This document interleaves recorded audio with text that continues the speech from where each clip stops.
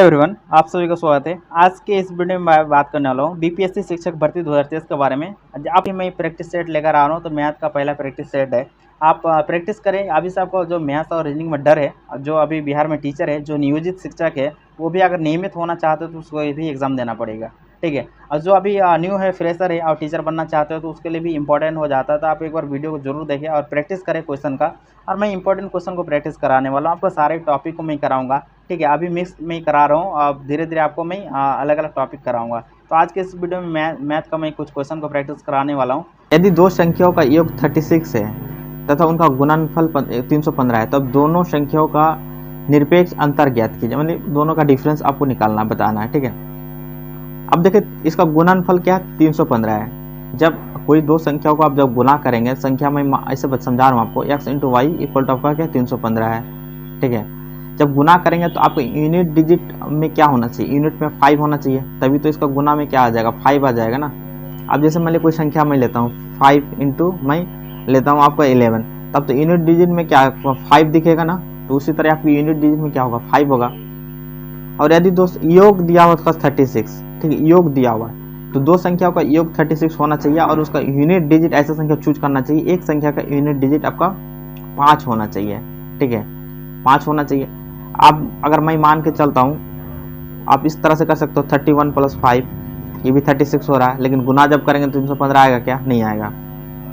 उसके बाद अगर मैं बात कर रहा हूँ तो यहाँ पे 15 प्लस आपका यहाँ पर आएगा 21, इसका यूनिट डिजिट में क्या 5 है और इसका जब योग भी क्या 36 हो रहा है। जब गुना करेंगे तो क्या 315 आ जाएगा क्या, तो हाँ, गुना करेंगे तो 315 आ जाएगा, ठीक है। कैलकुलेशन कर सकते हो, x plus Y equal to 36 और x into Y equal to 315। यहाँ से कैलकुलेशन करोगे तो आपको निकल जाएगा, लेकिन मैं कैलकुलेशन में नहीं भेजना चाह रहा हूँ आपको। आप सिंपल वे में सोच के इसको सॉल्व कर सकते हो। तो दो संख्याओं का 36 है, इन दो संख्याओं को मैं ऐसे तोड़ूं कि उसका गुणनफल भी 315 आ जाए और उसका संख्या का योग भी 36 हो जाए। तो ऐसा संख्या आपको क्या क्या मिल सकता है, 15 और 21 मिल सकता है, ठीक है। 15 और 21 मिल गया, इसका अब योग भी करोगे 36 आ जाएगा और इसका गुणनफल भी करेंगे तो आप 315 आ जाएगा। आप इसका डिफरेंस पूछ रहा है, तो डिफरेंस यहाँ 15 माइनस मतलब 21 माइनस 15 करेंगे तो कितना आ जाएगा, 6 का डिफरेंस आ जाएगा। तो इस क्वेश्चन का आंसर क्या हो जाएगा आपका, 6 हो जाएगा, यानी ऑप्शन सी हो जाएगा, ठीक है। चलते नेक्स्ट क्वेश्चन की तरफ। यहाँ पे क्वेश्चन देखने को मिलेगा आपको, 64 का स्क्वायर माइनस 36 का स्क्वायर इक्वल टू 20z दिया हुआ है, ठीक है। आप इसको कैसे सॉल्व करेंगे, आपने एक फॉर्मूला पढ़ा होगा, ठीक है। अगर आप गुना से बचना चाहते हो तो a square minus b square equal to क्या होता है आपका, a plus b into a minus b होता है। आप देखो, इसको जब गुना करेंगे तो आप देखो 64 प्लस 36 क्या हो जाएगा, 100 इंटू 64 माइनस 36 यानी 28 हो जाएगा ना। इक्वल टू आपको दिया हुआ 20z दिया हुआ है, ठीक है। अब जब यहाँ पे गुना करेंगे तो यहाँ पे क्या आ जाएगा, 20 इंटू क्या 5 हो जाएगा, तो z इक्वल टू क्या हो जाएगा, 28 गुना 5 करेंगे तो 140 आ जाएगा। तो इस क्वेश्चन का आंसर क्या हो जाएगा आपको, 140 हो जाएगा, ठीक है। ऑप्शन क्या हो जाएगा, सी हो जाएगा। चलते हैं नेक्स्ट क्वेश्चन की तरफ। यहाँ पे क्वेश्चन देखने को मिलेगा, वह सबसे छोटी संख्या बताए जिसे 25, 40 और 56 से भाग देने पर शेषफल प्रत्येक मामले में 13 हो जाए, ठीक है। अब देखो, इस टाइप का प्रश्न मैं बहुत बता चुका हूँ आपको, आपका मतलब जो भी मैंने वीडियो बताया था उसमें बहुत टाइप का, मतलब जो अभी जो बता रहा हूँ ना, सारे टाइप का क्वेश्चन आपको देखने को मिलेगा। तो 25, 40 और 56 का आप क्या करेंगे, एलसीएम ले लेंगे। 25, 40 और 56 का एलसीएम ले लेंगे। जब इसका एलसीएम जितना आएगा ना, उसमें क्या करेंगे, फिर आप 13 ऐड कर देंगे, ठीक है। 25, 40, 56 का एलसीएम कितना हो जाएगा आपका, 1400 हो जाएगा, नहीं 1400 हो जाएगा, ओके। 1400 इसका एलसीएम आ जाएगा और 1400 में जब 13 ऐड करेंगे तो कितना हो जाएगा, 1413 आ जाएगा। तो इस क्वेश्चन का आंसर क्या हो जाएगा आपको, 1413, ठीक है। इसका एलसीएम निकालने में बता नहीं रहा हूँ, आप कैसे एलसीएम निकाल सकते हो, ठीक है। आप देखो, एलसीएम निकालने का जो मेथड होता है, 2-3 मेथड होता है, 25, 40, 56, ठीक है। एक तो सिंपल मेथड होता है, जैसे यहाँ पे क्या 40 है, यहाँ पे क्या 25 है, तो 5 गुना 5 इसको मैं लिख सकता हूँ, इसको 5 गुना 8 लिख सकता हूँ, और इसको मैं लिख सकता हूँ क्या, यहाँ पे देखिए, इसको मैं 7 गुना 8 लिख सकता हूँ, ठीक है। अब देखो, इस दोनों में क्या कॉमन है, इस दोनों में कॉमन आपको 5 है, तो 5 गुना 8 करेंगे तो क्या हो जाएगा, 40। इस दोनों में क्या कॉमन है आपका, 8 कॉमन है, तो 7 गुना 5 करेंगे क्या हो जाएगा, 35। तो 35 गुना जब 40 करेंगे कितना आ जाएगा आपका, 1400 आ जाएगा। तो इसका एलसीएम क्या हो जाएगा, 1400, और इसमें जब 13 ऐड करेंगे तो क्या हो जाएगा आपका, 1413। तो इस क्वेश्चन का आंसर क्या हो जाएगा आपको, 1413, ठीक है। इस तरह से आप एलसीएम निकाल सकते हैं। नहीं तो एक सिंपल जो एलसीएम निकालने का जो तरीका होता है, ये मेथड भी आपको सूट करेगा। 25, 40, 56 जो मैथमेटिक्स में बहुत लो है, कमजोर है, उसके लिए भी आप यहाँ से कैलकुलेट कर सकते हो एलसीएम, ठीक है। नहीं तो आप गुणन करके भी कर सकते हो कि आप या तो 56 को गुना कर लो, आप 8 गुना 7, यहाँ पे 8 गुना 5, यहाँ पे 5 गुना 5, ठीक है। तो आप कॉमन देखो कि कौन कौन कॉमन टर्म आ रही है, तो उसके हिसाब से आप एलसीएम फाइंड आउट कर सकते हो, ठीक है। क्योंकि एलसीएम में क्या होता है, हाईएस्ट टर्म को हमको लेना रहता है, हाईएस्ट गुणनफल को लेना रहता है कि वो हाईएस्ट रहे। नेक्स्ट क्वेश्चन देखेंगे, ए और बी मिलकर 20 दिनों में एक काम पूरा कर सकते हैं और बी अकेले 25 दिनों में, तो ए अकेले इस काम को पूरा करने में कितना टाइम लगेगा। इस टाइप का क्वेश्चन मैंने ऑलरेडी बता चुका हूँ आपको, ठीक है। यहाँ बोला ए और बी मिलके आपको 20 दिनों में काम करता है और आपका बी अकेले कितना दिन में करता है, 25 दिन में। अब देखो दोनों कैल्शियम निकाल लेंगे, दोनों कैल्शियम कितना हो जाएगा, 100। तो उसके बाद इफिशिएंसी निकालेंगे, तो ए और प्लस बी का इफिशिएंसी कितना हो जाएगा, 100 भागा 20 करेंगे तो यहाँ 5। बी का इफिशिएंसी अकेले कितना आ जाएगा, 4 का आ जाएगा। जब बी का और ए प्लस बी का इफिशिएंसी निकाल गया तो ए का डायरेक्ट अकेले इफिशिएंसी निकल जाएगा, क्योंकि ए प्लस बी इक्वल टू क्या हो जाएगा, 5, और बी का यहाँ पे इफिशिएंसी कितना है, 4, तो ए का कितना हो जाएगा, 1। ठीक है, एक इफिशिएंसी से ए काम कर रहा है, 100 काम को करने में कितना टाइम लग जाएगा, उसको 100 डेज लग जाएगा, उसका इफिशिएंसी क्या है, 1 है। ओके, तो इस क्वेश्चन का आंसर क्या हो जाएगा आपका, ए हो जाएगा, ऑप्शन ए हो जाएगा। चलते हैं नेक्स्ट क्वेश्चन की तरफ। अब देखिए ये भी अच्छा क्वेश्चन आपको थोड़ा सा देखने को मिलेगा। 4 पर पावर 3.5 और 2 पर पावर 5, ठीक है, इसका अनुपात आपको निकालना है। अब देखिए 4 पर पावर 3.5 है, इसका अनुपात है 2 पर पावर 5 है, ठीक है, इसका निकालना है। आप मैं लिख सकता हूँ इसको कैसे, 4 है तो 4 को मैं लिख सकता हूँ 2 का स्क्वायर, ठीक है, और इस पर पावर कितना है, 3.5, अनुपात है यहाँ 2 पर पावर 5। अब इसको मैं फिर क्या लिख सकता हूँ, यहाँ पे जब यहाँ पे क्या होता है, गुना मल्टीप्लिकेशन में आ जाता है, ठीक है, तो 2 पर पावर यहाँ पे क्या हो जाएगा, 7 हो जाएगा, इस 2 पर पावर 5। अब देखो जब इस 2 रहता है ना, रेशियो होता है, तो रेशियो यानी 2 पर पावर 7 बाई 2 पर पावर 5, ठीक है, तो यहाँ पे कैंसिल होगा ना, पावर जब बेस सेम होता है तो पावर ऊपर जाएगा, घट जाता है, ये भी मैंने बताया था आपको। तो यहाँ पे कैंसिल आउट हो जाएगा, तो 2 पर पावर 2 बचेगा, यानी 4:1 हो जाएगा, 2 पर पावर 2:1 बचेगा, यानी 4:1 हो जाएगा, ठीक है। इस क्वेश्चन का आंसर क्या हो जाएगा, 4:1, तो ऑप्शन क्या हो जाएगा, ए हो जाएगा। देखिए एक क्वेश्चन है यहाँ पे, एक स्कूल में प्रत्येक वर्ग में छात्रों की संख्या 30 है, ठीक है, प्रत्येक वर्ग में छात्रों की संख्या 30 है। नए छात्रों की भर्ती के पश्चात 4 नए वर्ग और शुरू हो जाते हैं, ठीक है, 4 नए वर्ग और शुरू हो जाते हैं।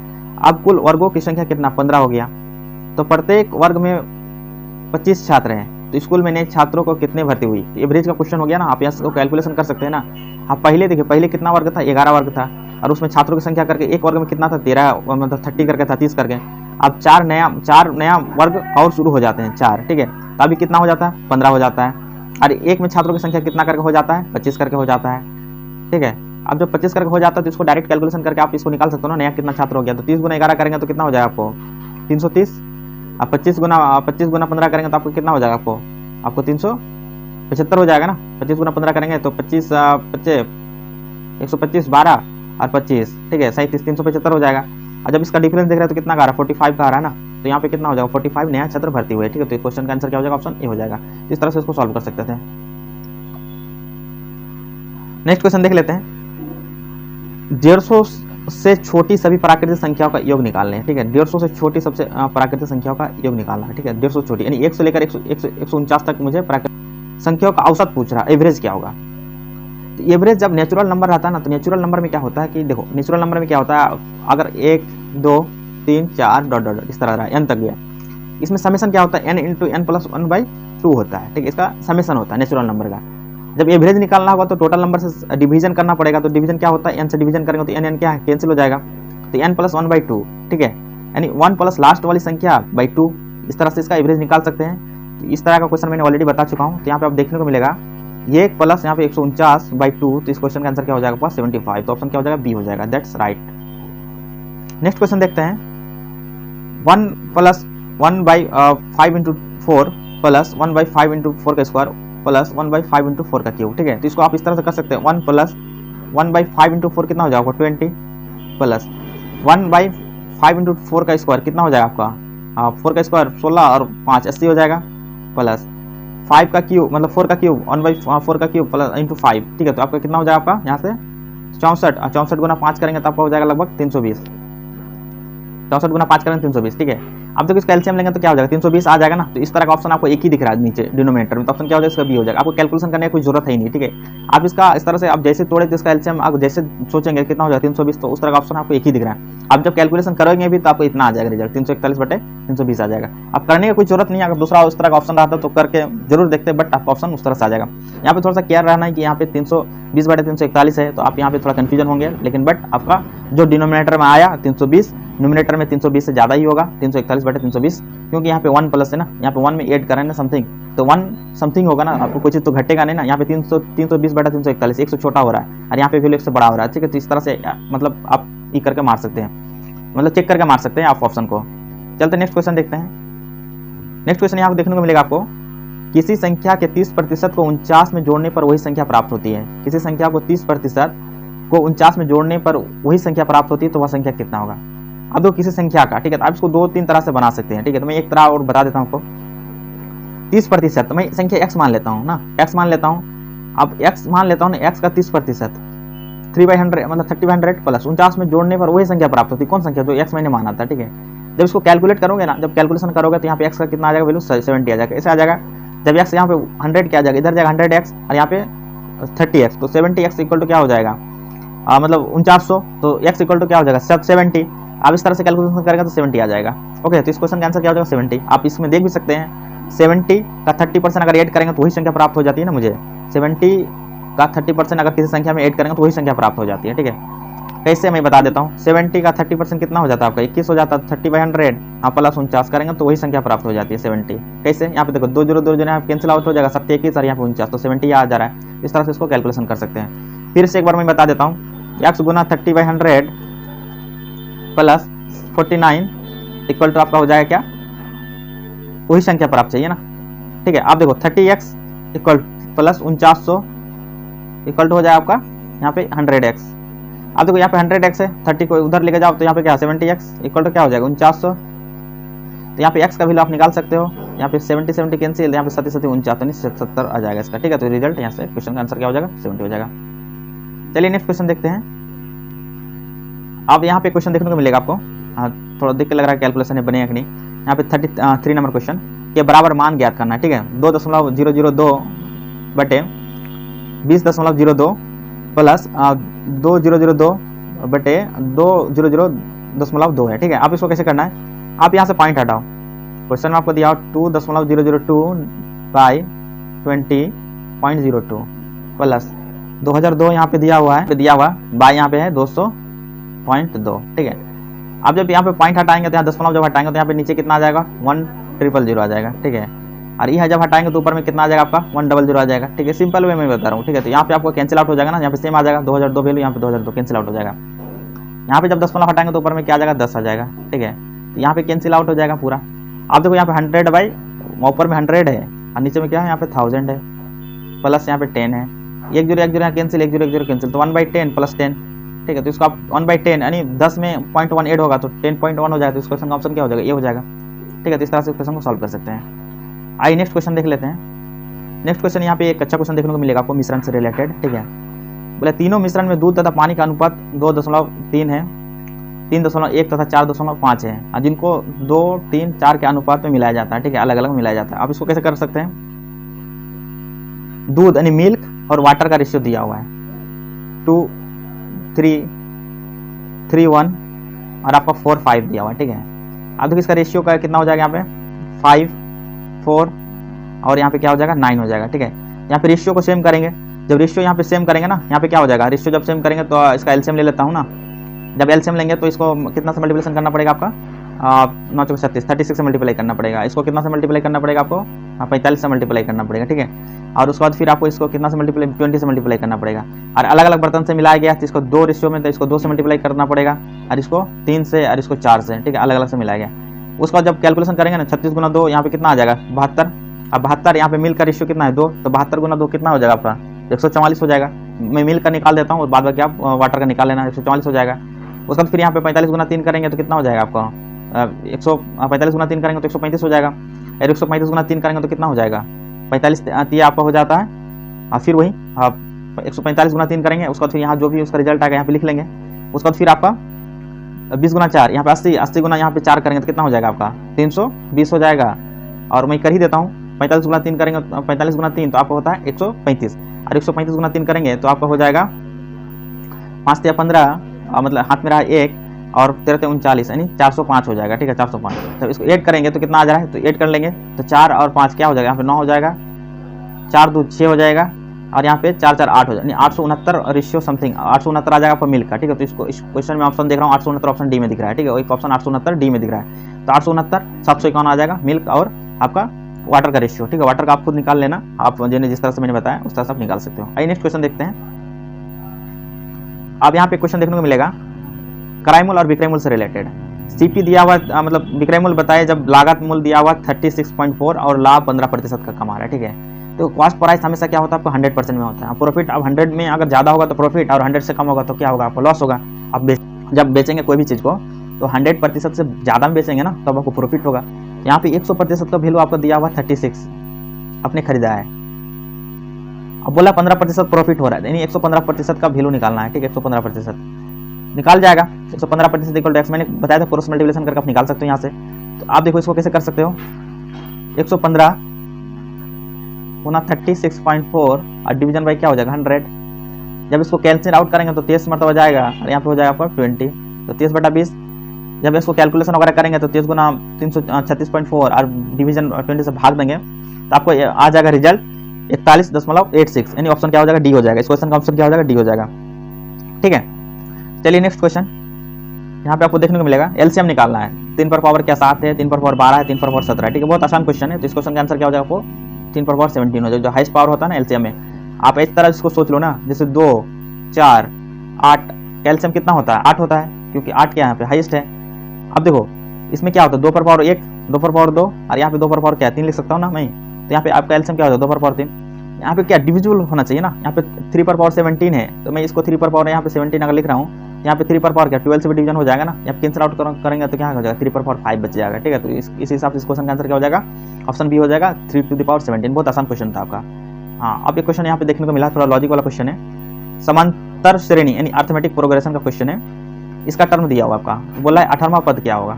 पहला पद यहाँ पे दिया हुआ आपका √2, दूसरा दिया हुआ 3√2 और जो तीसरा टर्म है 5√2, ठीक है। अब तो इस टाइप का क्वेश्चन को बनाने के लिए यहाँ पे जो टर्म निकालने के लिए फॉर्मूला क्या होता है TN, ठीक है। TN इक्वल टू होता है आपका, आपने पढ़ा होगा first term plus n-1 total number of term into D common difference होता है, ठीक है। ये फॉर्मूला आपने पढ़ा होगा। अब देखो इसको कॉमन डिफरेंस कितना आ जाएगा √2 माइन, यहाँ पे देखो इससे इसको घटाएंगे तो यहाँ पे क्या हो जाएगा 3√2 माइनस √2, तो यहाँ पे क्या हो जाएगा 2√2 आ जाएगा कॉमन डिफरेंस। इसके बीच भी देखेंगे तो कितना आ जाएगा, कॉमन डिफरेंस सेम होना चाहिए समांतर श्रेणी में। तो 5√2 माइनस 3√2, यहाँ भी क्या आ जाएगा 2√2 आ जाएगा, यानी कॉमन डिफरेंस 2√2 का आ रहा है। अब पहला टर्म आपका क्या है आपका √2 है, तो इसमें क्या आ जाएगा, पहला टर्म आपका √2 है और प्लस √2 यहाँ पे क्या 2√2 कॉमन डिफरेंस है, और यानी यहाँ पे क्या 18वां पद निकालना, तो 18वां माइनस 1, ठीक 18 माइनस 1 और इंटू 2√2, ठीक है। जब यहाँ पे करेंगे तो 17 गुना 2 करेंगे तो यहाँ 34 और यहाँ पे एक 34√2 और यहाँ 1√2, तो 35√2 आ जाएगा। तो इस प्रश्न का आंसर क्या हो जाएगा, T18 में यहाँ पे निकाला हूँ, तो T18 क्या हो जाएगा आपका 35√2 आ जाएगा, 35√2 आ जाएगा, ठीक है। इस क्वेश्चन का आंसर क्या हो जाएगा आपका, ऑप्शन ए हो जाएगा। ओके, आई होप आप सबको समझ में आ रहा होगा। तो अगर आप सबको समझ में आ रहा होगा तो वीडियो को लाइक कर दें और सब्सक्राइब कर ले चैनल को, ठीक है। अब देखिए क्वेश्चन है, बहुत ही आसान क्वेश्चन है। बोला वृत्त की त्रिज्या में 3% की वृद्धि हुई तो उसका क्षेत्रफल में वृद्धि का प्रतिशत ज्ञात करें। अब देखो यहाँ पे सक्सेशन लगा सकते हैं ना, जब भी एरिया का बात करें ना तो एरिया में क्या वृत्त का एरिया क्या होता है आपका, वृत्त का एरिया होता है पाई आर स्क्वायर। आर यहाँ पे क्या 2 बार, आर को मैं इस तरह से लिख सकता हूँ आर गुना आर, ठीक है। जब भी यहाँ पे 8% यहाँ भी बढ़ रहा है यहाँ भी बढ़ रहा है तो उसमें सक्सेशन लगा दूंगा ना, 3% बढ़ रहा है तो 3 + 3 गुना 3/3 इंटू 3/100। जैसे आपने फॉर्मूला पढ़ा होगा ना, x% बढ़ रहा है फिर y% x + y x into y/100, ठीक है। आप इस तरह से इसको क्वेश्चन को सॉल्व कर सकते थे। तो यहाँ पे आ जाएगा 6.09, ठीक है, प्रतिशत का इंक्रीमेंट हो जाएगा। तो ऑप्शन क्या हो जाएगा आपका, ये हो जाएगा, बी हो जाएगा, सॉरी बी ऑप्शन हो जाएगा। चलते हैं नेक्स्ट क्वेश्चन की तरफ। यहाँ पे क्वेश्चन आपको देखने को मिलेगा the average of 5 7 9 x 15 is 10, ठीक है। इसका एवरेज क्या है 10 दिया हुआ है। The average of 17 8 19 16 x y 4 is 12, ठीक है। एवरेज से क्वेश्चन आपको कितना 4 क्वेश्चन हो गया, चौथा क्वेश्चन में एवरेज से बता रहा हूँ, ठीक है। 4-5 क्वेश्चन आपको एवरेज से देखने को मिला। अब देखिए 5 7 9 x 15 का एवरेज क्या 10 दिया हुआ है, ठीक है। इसका मतलब हुआ कि सभी को कितना 10 मिलना चाहिए था ना, 10 करके मिलना चाहिए। यहाँ संख्या कितना है 5 है ना, सभी के इक्वल। एवरेज का मतलब होता है कि इक्वल डिस्ट्रीब्यूशन, ठीक है। अब 5 है तो टोटल यहाँ पे कितना होना चाहिए 50 होना चाहिए ना, संख्या कितना होना चाहिए 50, सभी का योग कितना होना चाहिए 50 होना चाहिए। तो एक्स का वैल्यू यहाँ से निकल जाएगा 5 7 कितना हो जाएगा 12 9 21 और 15 कितना हो जाएगा 36। तो एक्स का वैल्यू यहाँ से कितना आ जाएगा यहाँ पे 14, एक्स का वैल्यू यहाँ पे 14 आ रहा है। उसी तरह यहाँ पे अगर देखेंगे तो यहाँ पे एक्स का वैल्यू अगर 14 रख देते हैं, एक्स का वैल्यू यहाँ पे 14, तो यहाँ पे एवरेज कितना है 12 करके है सबको, ठीक है। तो आप कैलकुलेशन कर सकते हो ना। अब 12 है, आप देखो एवरेज से कितना ज़्यादा है 17, 12 से 5 ज़्यादा है तो 5, ठीक है। 8 कितना कम है यानी 4 कम है तो 4 इसको दे दिया तो 1 बचा। 19 कितना ज़्यादा है 7 ज़्यादा है तो नहीं 7 और 1 8 हो गया। 16 कितना ज़्यादा है 4 ज़्यादा है 12 हो जाएगा। यहाँ पे एक्स का वैल्यू कितना 14 कितना ज़्यादा है 2 ज़्यादा है 14 हो जाएगा। वाई का वैल्यू निकालना है यानी 4, यहाँ पे 4 कितना कम है यानी 8 कम है यानी 8 देना पड़ेगा। 14 में 8 दीजिएगा तो यहाँ पे 6 बचेगा। तो इस क्वेश्चन का आंसर क्या हो जाएगा डी हो जाएगा। चाहे आप इस तरह से भी निकाल सकते हो 17 8 19 16x y और y कितना टर्म संख्या हो गया यहाँ पे 1 2 3 4 5 6 7 7 संख्या हो गया। तो 7 गुना 12 करेंगे तो कितना हो जाएगा आपका 12 84 होना चाहिए। आप ऐड कर लो संख्या को, 17 और 8 कितना होता है 25 और 25 और 19 क्या हो गया आपका 44 और 44 और 16 कितना हो गया आपका 60 60 और यहाँ पे 4 कितना हो जाएगा 60 और 4 का आपका कितना 64 और x का वैल्यू यहाँ पे कितना आ रहा है 14 64 और 14 कितना हो जाएगा आपको 78 78 तो 78 में आपको 84 जाएगा 84 में 78 जाएगा तो कितना बचेगा 6 जो कि 6 कितना y का मान आ जाएगा। इसका ऑप्शन क्या हो जाएगा आपका डी हो जाएगा। इस तरह से भी आप कैलकुलेशन कर सकते हैं। नेक्स्ट क्वेश्चन देखेंगे यहाँ पे, एक विक्रेता एक उत्पाद को लागत पर 5% लाभ पर बेचने का इरादा रखता है। यदि लाभ 120 रुपया कम हो तो 3.5% हो जाता है। उत्पाद का क्रय मूल्य ज्ञात करें। अब देखिए 5% अगर लाभ पर बेचने का इरादा रखता है तो उसमें कोई प्रॉफिट कुछ हुआ होगा, ठीक है, कुछ प्रॉफिट हुआ होगा ना। 5% आपने लाभ पर रखा होगा तो इसमें कुछ प्रॉफिट रहा होगा आपका। आप बोल रहा है कि जब यदि 120 रुपया कम हो जाए तो 3.5% लाभ हो जाता है, यानी 3.5 लाभ हो जाता है। कब? जब 120 रुपया कम हो जाए। इसका मतलब हुआ कि इस दोनों का डिफरेंस आपको दिया हुआ ना, इस दोनों का डिफरेंस यानी प्रॉफिट का यहाँ पे अब रहा होगा कुछ आपका, मान के चलिए यहाँ पे रहा होगा। मैं एक्स वाई मान के नहीं बनाना चाहता हूँ क्वेश्चन को, आपको समझाने के लिए मैं मान रहा हूँ यहाँ पे एक्स, ठीक है, रहा होगा। और 120 रुपया कम में बेचा होगा तो 120 रुपया कम में तो एक्स माइनस यहाँ पे क्या हो जाएगा 120 बेचा होगा तो यहाँ पे डिफरेंस देख रहे हैं, यहाँ पे इतना का रहा होगा प्रॉफिट, यानी 3.5% का प्रॉफिट रहा होगा, ठीक है, इतना कम में। यानी दोनों का डिफरेंस यहाँ पे देखिए, दोनों का डिफरेंस यहाँ पे कितना दिया हुआ है, यानी 120 रुपया दिया हुआ है। और इसका डिफरेंस अगर बात करें तो 5 से 3.5% का डिफरेंस कितना होता है 1.5% होता है। यानी 1.5% का वैल्यू आपको पता है 120 रुपया, तो 100% का वैल्यू निकल जाएगा। 1.5 का वैल्यू कितना 120 रुपया, तो 100% का वैल्यू आपका निकल जाएगा, 100% का वैल्यू आपका हो जाएगा 100 गुना 120 बटा 1.5, ठीक है। जब इसको कैलकुलेशन करेंगे 15 8 120 15 8 120 तो यहाँ पे कैलकुलेशन करेंगे तो यहाँ पे आ जाएगा आपका 8000 रुपया। तो इस क्वेश्चन का प्रश्न का आंसर क्या हो जाएगा 8000 रुपया हो जाएगा, ठीक है। आई होप आप सबको समझ में आ रहा होगा। ओके, चलते हैं नेक्स्ट क्वेश्चन की तरफ। आप यहाँ पे क्वेश्चन देखने को मिलेगा, दो संख्याओं का अंतर क्या है 840 है। यदि एक संख्या का 5% दूसरी संख्या का 15% है तो दोनों संख्या ज्ञात कीजिए, ठीक है। आप देखिए दोनों संख्या का अंतर कितना 840 है, 5% है एक संख्या का अंतर, दूसरी संख्या क्या 15% है, ठीक है। एक संख्या कोई रहा होगा ना, एक संख्या कोई रहा होगा उसका कितना प्रतिशत, दूसरी संख्या कितना प्रतिशत है 15% है। मैं संख्या एक्स वाई नहीं मानना चाहता हूँ, ठीक है। आप देखो इसको जो परसेंटेज है तो परसेंटेज में कैंसिल आउट कर सकता हूँ, यहाँ पे 5 से कम 5 यहाँ पे 5 से 15 3%, ठीक है। देखो 1% रहा होगा, ये 3% रहा होगा उसका, मतलब दोनों संख्या में इसका 3 गुना रहा होगा। इसका कहने का मतलब यही है 3 गुना रहा होगा, ठीक है। आप यहाँ से आप क्वेश्चन में डायरेक्ट आंसर टिक कर सकते हैं। 3 गुना आप देखने को मिलेगा, तो ये 3 गुना हो रहा है क्या। जब ये संख्या अगर 1 रहा होगा तो ये संख्या क्या रहा होगा 3 रहा होगा, यही तो रहा होगा 3%, मतलब ठीक है 1% रहा होगा तो 3%। यहाँ पे डिफरेंस कितना का आ रहा है 3 गुना का आ रहा है ना, तो यहाँ पे 3 गुना ऑप्शन डी में नहीं देखने को मिल रहा है, ऑप्शन बी में भी नहीं देखने को मिल रहा है, ऑप्शन सी में भी देखने को नहीं मिल रहा। ऑप्शन क्या हो जाएगा इज द करेक्ट आंसर। जब इसको कैलकुलेशन करना चाहेंगे ना तब मैं बता दूँ कैसे कैलकुलेट कर सकते हैं, ठीक है। अब देखो इसका अगर डिफरेंस देखें ना तो 3% और 1% का डिफरेंस क्या 2% होगा। 2% का यहाँ पे वैल्यू आपका दिया हुआ कितना 840, 1% का वैल्यू कितना हो जाएगा आपका 420।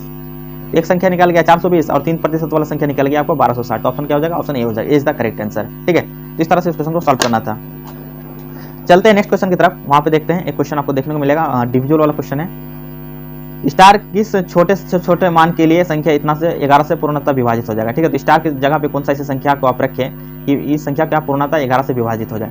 तो 11 से जो डिविजिबिलिटी का रूल है आपको पता होना चाहिए, ठीक है। उसका रूल हम लोग देखते हैं कैसे, वाट इवन का समेशन का डिफरेंस आपको 11 से डिविजिबल होना चाहिए। आप उस तरह से अगर करेंगे तो यहाँ पे क्या 4 6 4 8, यहाँ पे स्टार है 4 5 8, ठीक है। तो यहाँ पे मैं पहले वर्ड वाला प्लेस देख लेता हूँ। तो यहाँ पे क्या है 8 4 12 12 4 क्या 8 20 12 8 20 यहाँ 26 आ जाएगा।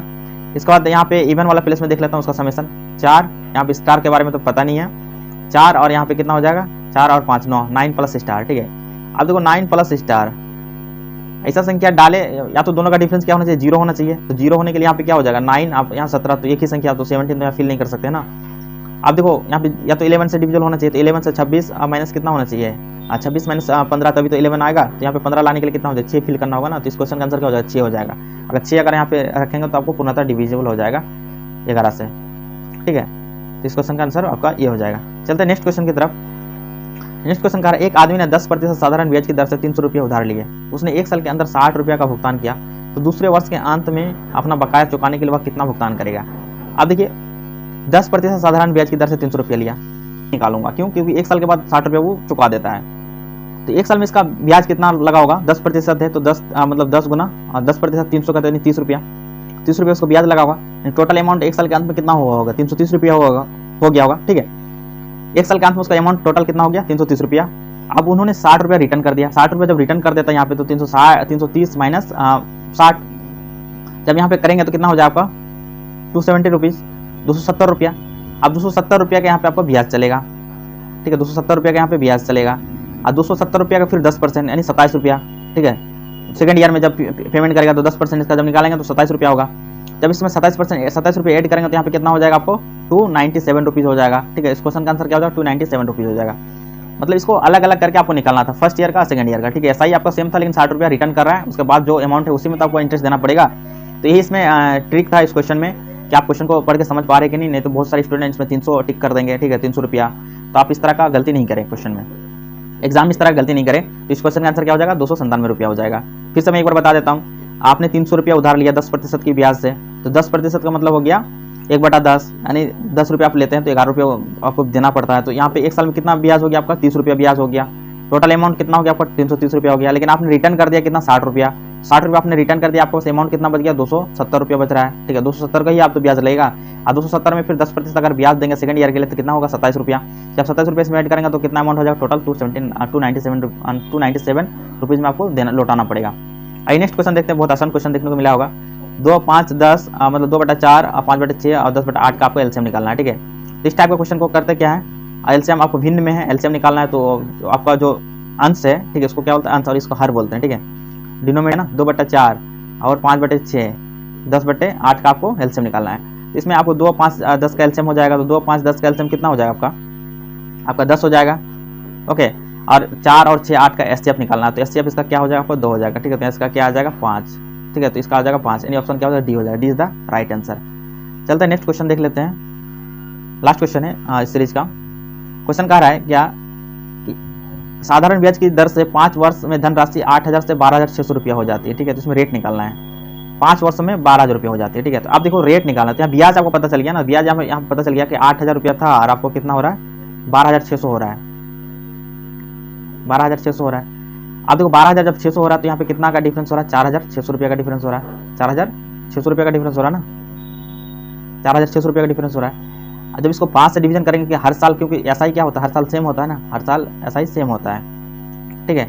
आप चाहे आप इस तरह से 4,600 रुपया आपको ब्याज मिल गया। आप देखो एसआई का आप जो फॉर्मूला मैंने बताया था, एसआई का फॉर्मूला क्या होता है, एसआई का फॉर्मूला होता है P/R/T/100 होता है ना, T/100। यहाँ से रेट निकाल सकता हो ना, SI × 100 और बाई टाइम। तो जब इसको कैलकुलेशन करेंगे आपका टाइम क्या 4600 गुना 100 बाई यहाँ पे 8,000 गुना 5, ठीक है। जब कैंसिल आउट करेंगे तो यहाँ पे क्या हो जाएगा 2 0 2 0 कैंसिल हो जाएगा, यहाँ पे 1 0 1 0 कैंसिल हो जाएगा, और फिर आपका 8 5 40, तो यहाँ पे कैंसिल आउट हो जाएगा, तो यहाँ बचेगा आपका 46/4 बचेगा, ठीक है, यानी 11.5% हो जाएगा। इस क्वेश्चन का आंसर क्या हो जाएगा 11.5% हो जाएगा।